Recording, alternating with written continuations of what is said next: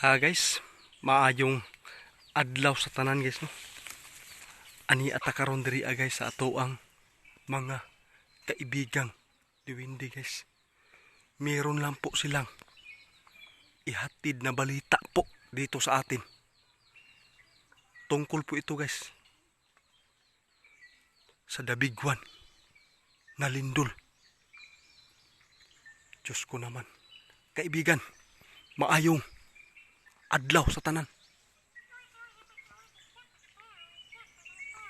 Kumusta po kayo kaibigan? Si Shoto. Tatay ni Shoto. Mabuti po kung ganun kaibigan. Pero, totoo ba ito kaibigan yung nakita ninyo karon nga imong ibalita sa mua?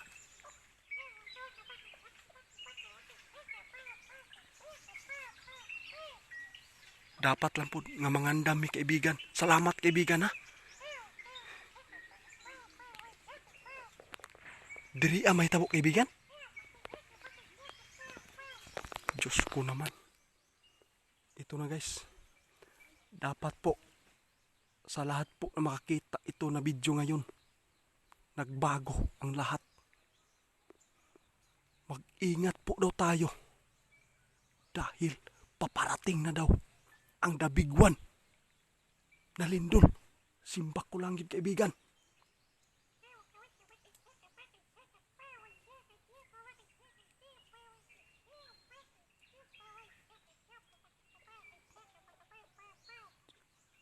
Diyos ko, sana lang na hindi po ito matuloy kaibigan. Napakadelikado ito. Sa lahat po ng taga Mindanao po ngayon, ito po ang nakikita ni kaibigan ngayon. Palapit ng palapit daw guys. Talagang nakita po nila ngayon guys. Ang Dabiguan na lindol. Dapat mag-amping ta. Makasiguro ta na safety ta. Diyos ko. Diri pag may tabo kaibigan. Ang target. Grabe. Dili sa ingon guys nga ang mangandam ang taga Mindanao lang. Basta Dabiguan nga lindol sigurado lahat po tayo dito makaranas po ito. Diyos ko. Pero ang nakita ni mo kaibigan, ang target yung kaibigan, ang puonon daw guys. Kay murag ang target na agyo dool sa tua. Kini ang Surigao. Diyos ko. Paghadlo ka ni kaibigan. Oy.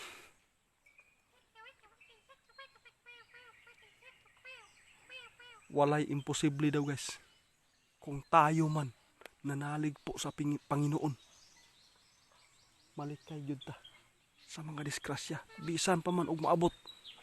Pero ang dapat na to, manalangin po tayong lahat na maiwasan po natin ito na trahedya.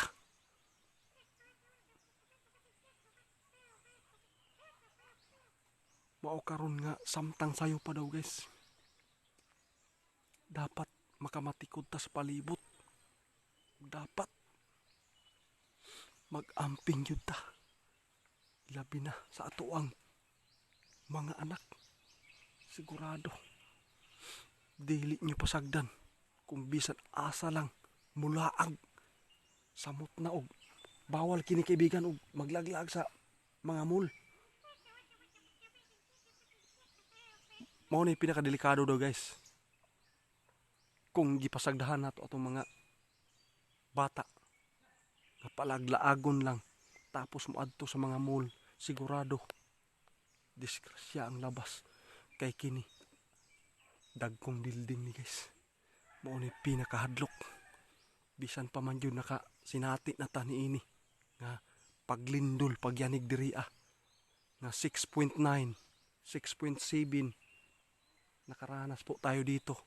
Pero kusog na kayo to nga hitabua diri samot na daw niini nga dabigwan nga mahitabo. Nakita gyud ni kaibigan. Pipila ka bulan. Simba ko lang kaibigan. Manginaot gyud si kaibigan guys, dili ni ingon nga panghadlok, pero nakita gyud ni kaibigan karon nga mahitabo daw ni. Pero ang maayo daw ani guys, atong tabangan sa pag-ampo nga malikay kini, malihis kini nga dabigwan nga lindol nga dili lang yun unta mahitabo diri sa tuang nasod.